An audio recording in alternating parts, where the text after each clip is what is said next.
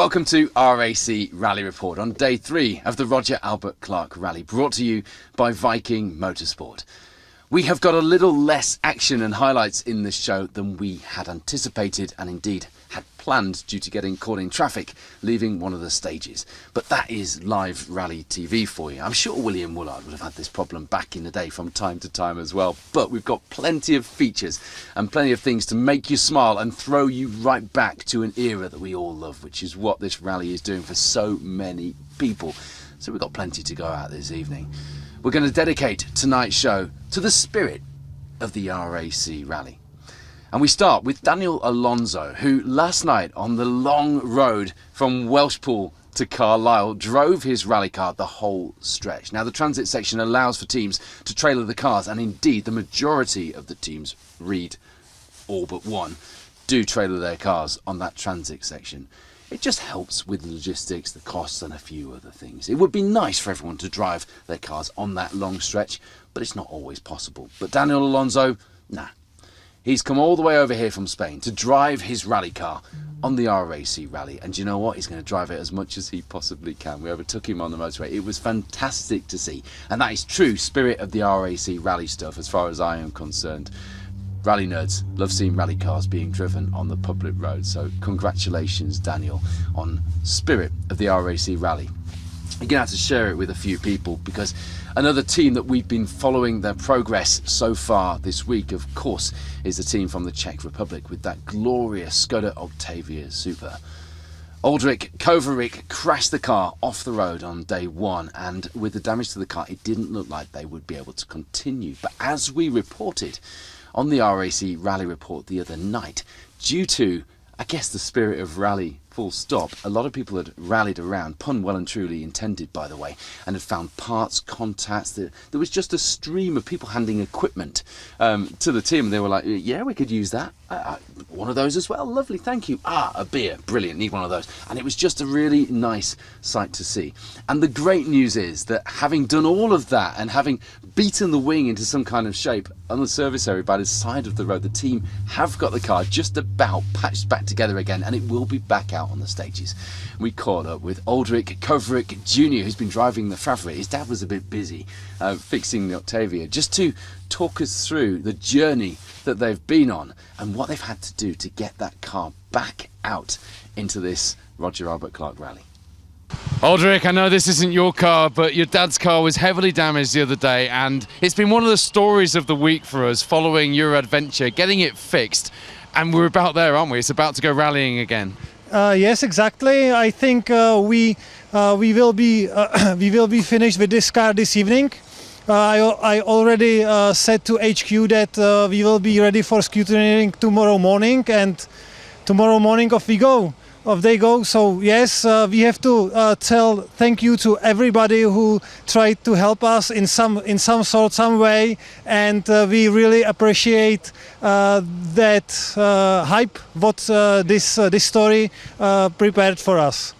Yes, the car was quite heavily damaged, but yeah, all those our friends were working on it almost 2 days non-stop. So yeah, credit to them. And you found a wing for the car, did you? Well, you can see the wing. We fixed that by hammering in down here like old days. So no spares. We had to work what we have. Fantastic. And I know that service crews over here have been helping you find parts. They've been helping with contacts. And I saw at one point people were just bringing kit saying, "Do you want this?" It was a really good story. Yeah, sure. And I think this is something important, and it is what spirit of this rally should be like. Thank you for talking to us, and thank you again for your enthusiasm with this, because you have captured all of our imaginations. Yeah, and fingers crossed for us, and we try to finish the rally with that. Thank you. Aldrich. Thank you. Bye bye. Isn't that just fantastic? It's a real glimpse at what rallying is so great at and what the Roger Albert Clark rally is all about. Congratulations to the team. There's going to be a rapturous reception for that car when it goes back into the stages on day 4 tomorrow, and we can't wait. Now, yesterday morning in the Meheran stage, things were curtailed with a big accident for Rob Goff and Jack Bowen. Now, I'm pleased to say that both driver and co-driver, despite a few minor injuries, are okay, but the car was less so.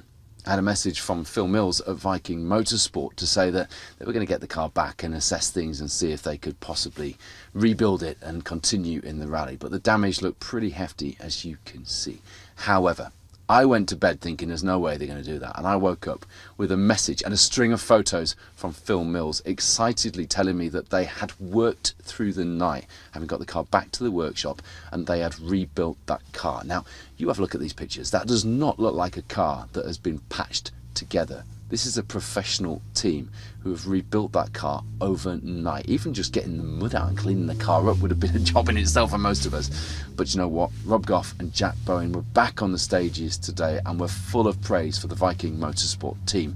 Fantastic story, and again, true spirit of the R.A.C. rally stuff, because that sort of thing happened back in the day, and it hasn't been unheard of in recent years either. But Phil Mills, Viking Motorsport, and of course Rob and Jack for getting back in the car, getting their resolve again and going today on day 3. Fantastic work from all of you. You have inspired us with that adventure, that is for sure. Now keep it on the road, Rob, okay? There was another car that crashed off as well yesterday, which we were all pretty sad to see, which was Alex Waterman's glorious Datsun 1600 S. The car had rolled down the bank, and there was a picture of Alex climbing out of the car. Some damage to the roof, some damage to the rear quarter, but crucially, where the car was off the stage, they couldn't recover it, and so it was left overnight for them to recover this morning. Now, again, in any ordinary rally, that is rally over. It's completely game over, not to mention the damage to the car when you can recover it. However, we caught up with Alex Waterman, who is in service here at Carlisle Airport, and I'm pleased to say the repairs are underway, and fingers crossed that car will be re-scrutineered and back in the rally. Here's what Alex had to say. Well, we've seen some iconic cars take a bit of a tumble this week on the Roger Albert Clark Rally, haven't we? But we were all pretty gutted to see the Datsun S upside down, and with you climbing out of it, Alex, tell us about what happened. Yeah, it was in SS10, which I can't remember the name of. Begins with a C. Literally 4 corners in, and we just understeered off on a quick right-hander and came to a halt, and then just teetered over the edge at where the drainage spot was, and just rolled over and ended up against some trees. And the nature of how we ended up meant we couldn't be recovered last night, so we recovered this morning. Oh, really? So the car was left there overnight? Yeah, so we left it in the forest, slept in the forest overnight. They arrived with one crane, that wasn't big enough, so they arrived with another crane, and thankfully the guys got her out literally with no extra damage, because no screens were smashed, no glass was smashed, even had both wing mirrors. So damage is literally superficial and not too bad. And you beat the Unimog. And we beat the Unimog. Because the Unimog came and couldn't get them out. So there's a bit of damage to the roof, bit of damage to the rear quarter here, which is, it's obviously painful, but it's not rally ending. No, it's not rally ending. And then actually the most damage is where they've pulled on the subframe. Subframe's slightly bent, so we're just replacing that. But no, otherwise it's give it a clean, give it a check over, tracker, and we're out tomorrow. I do have to ask, because you're quite a tall chap. I've just realised that. I only ever see you when you sat down, Alex, but here you are, towering over me. You've got reduced headroom now.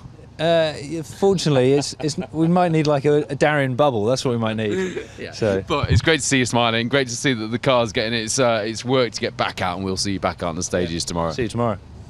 Great to see that one of the cars that brings the fantastic variety that we all love about the Roger Albert Clark Rally will be back in action after being repaired, thanks to Alex and the team at EDSL Sport. Fantastic job. We're looking forward to seeing that back on the gravel tomorrow. Now, it's a very special day today. Not only is it day 3 of the Roger Albert Clark Rally, it's also Kev Proctor's birthday. He's 38.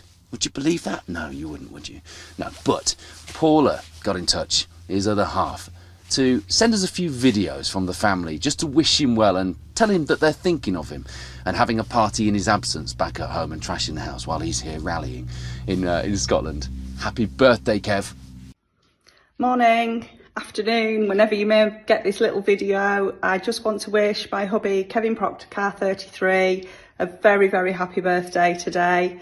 It's not very many birthdays that we're not together, But this one is seeing you once again take part on the Roger Albert Clark. You're up in them Scottish borders today. Josh Beer, look after him. I'm sure you're making all the right calls. All we want to do is see you get to the end of the day. I know that'll be the best birthday present that you could wish for. So much love from this end. We're all supporting. We're all watching wherever we can. Miss you, love you, and see you Monday. Happy birthday to you. Happy birthday to you. Happy birthday, happy birthday, happy birthday to you.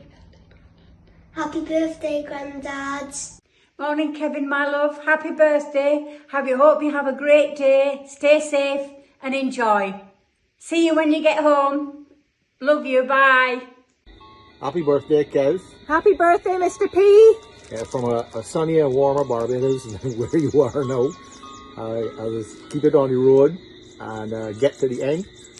That's what it's all about, as you know. And have a few cold beers on me when you're all finished.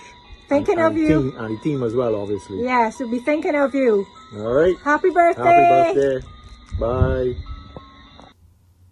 Now, day 3 of the Roger Albert Clark Rally has been as tricky, if not even more so, than the first 2 days in Wales. North of the border, the temperatures were higher, but the stages were just as icy. And stage 14, Riccarton, the second stage of the day, was particularly treacherous. A number of crews getting to the stop line and reporting that the stage was littered with cars. However, the big news was that the lead was changing hands throughout the morning. Ocean Price, Dale Furness went into stage 2 with a 41-second advantage, only to come out with a 4-second deficit.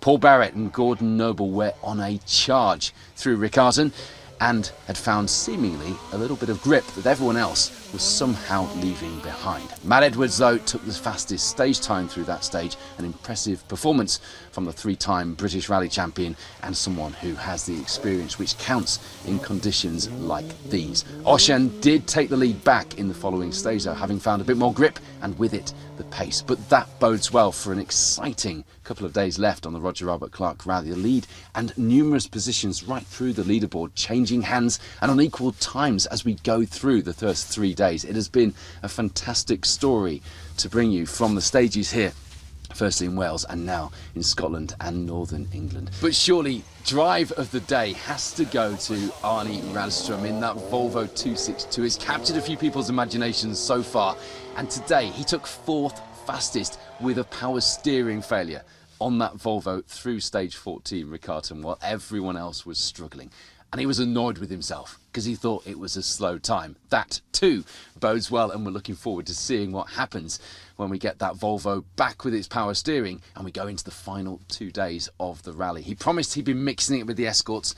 He's certainly been doing that. I think he's been upsetting a few of them as well. And I'm sure Petter Solberg, his neighbour, will be looking on fondly. I know Petter tunes into these shows. Hello if you're watching, Petter. And I'm sure you're proud to see what Arne is doing with that Volvo. Now, another car that we promised you, and everyone keeps mentioning, we promised you we'd bring you a feature on, is Matthew Evans' fantastic Talbot Samba Group B. It is a car that looks the part, goes the part, and do you know what? It's been really reliable so far as well. And the team have a real story to tell about the car's preparation and the journey they've been on to get it here. But not only that, there are a few surprises along the way as well. Talbot Samba themed, of course. Matthew, one of the cars that has really caught people's imagination here at the Roger Albert Clark Rally, and there are always a few, is your Group B Talbot Samba. Now, there was a lot of noise in the build-up when people started sharing pictures of the thing, but at that point you weren't even sure if you were going to get it ready in time, because it's been a journey, hasn't it? It's been a big journey. We started it about 18 months ago thinking, well, it's already a rally car. How difficult can it be to take it on the gravel? And then turns out it's a big difference. And yeah, we got it together, we took it apart, we had some suspension made, it didn't fit, so we made it again, and then... And is this because you were trying to make it to homologated specifications? Yeah, and to work on gravel. And then we took it testing and broke the gearbox about 2 weeks before the event started. And I'm guessing that you can't find Group B Talbot Samba gearboxes that commonly. No, so shout out to R.A.C Motor in France, who had one in stock. and the works driver for the Samba, John Paul Bouquet, put us in touch with him. So there we are, sorted. That's a good bit of name dropping, isn't it? So you were a bit worried. I know the team were talking to me at scrutineering because everything's plastic. And do you know what? Compared to everything else, it's held up pretty well, isn't it? Just driving to what our ability and the car's ability, and it's really cammy. So on the ice, it's hard because nothing until over 4,000, and then it's everything. So it's good fun. So what is it like to drive? Is it a bit like a wide body 205? What is it like to drive? It's very agricultural. Is it? You've got to be gentle, but it's also quite predictable in that, you know, it's like a 205 but different. I don't know how to explain it.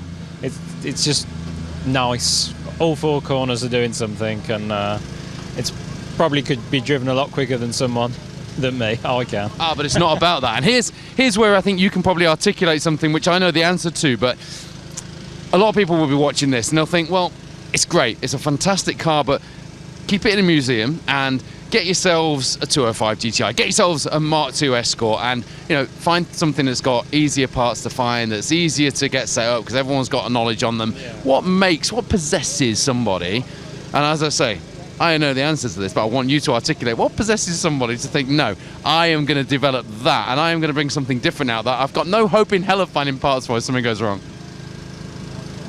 Because we like the challenge. I like to make things. I enjoy the build more than I enjoy driving it sometimes. And Dad's the same. It's Dad's car. Dad rallied a Samba. He won an event once outright. Fantastic. In the snow. When was that? Oh, in the 80s. You could have told me that before I interviewed you in the snow in the Samba. We're going to have to ask him. Dad,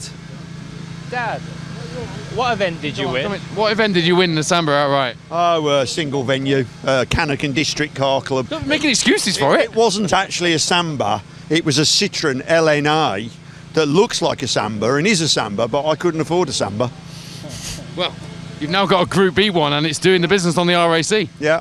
The guy that came second or third was a guy called John McCarroll, lovely guy in a Metro 6R4, and he walked over to the car, lifted the bonnet up himself, and just went and walked off. I kid you not. And Fantastic. Then me and a guy called Paul Dias, Mr. Tyre, we got to run Car 1 the following year because we'd won and we came nowhere. Fantastic. These stories are the magic of the R.A.C. Rally. They always have been, and I hope that by inspiring you guys and bringing this to you at home, wherever you're watching from, and getting you off your computer games and watching proper rallying in proper forests, I hope that actually they'll be part of the magic for many years to come.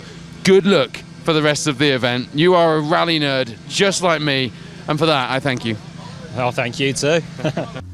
Now, throughout this week on the Roger Albert Clark Rally, and particularly on the R.A.C. Rally Report shows, I've been getting my full rally nerd mode engaged, wearing my retro rally jackets, and I know we've inspired a few of you to do it as well. I've seen photos of you watching by the side of the stage, watching the Rally Report at home in your retro gear. A guy turned up at the stage today at Riccarton wearing a genuine Rothmans Subaru jacket signed by Colin McRae. How cool is that? Phil Taylor Bond got in touch with me the other day and said, what you need is a Ford RS jacket. You've done the David Appleby Engineering TR7 V8 jacket. We now need you to wear a proper retro Ford one. I said, well, that would be lovely. And he said, I've got some reproduction ones which are very nice and I'm going to send you one. I said, well, there's a problem.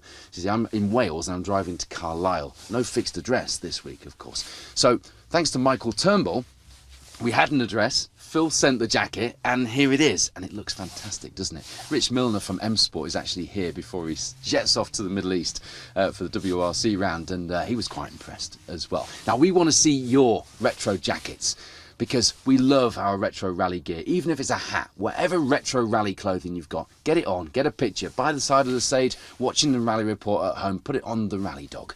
We don't care, we just want to see your retro rally jackets. So get them on and send us the pictures and we'll feature you in tomorrow night's R.A.C. Rally Report. For now though, we're going to leave you with a few more of your pictures. You've been doing the Roger Albert Clark Rally your way and we have loved seeing these pictures come in. Good night, thank you for watching. We'll see you on the stages tomorrow for day 4 of the Roger Albert Clark Rally.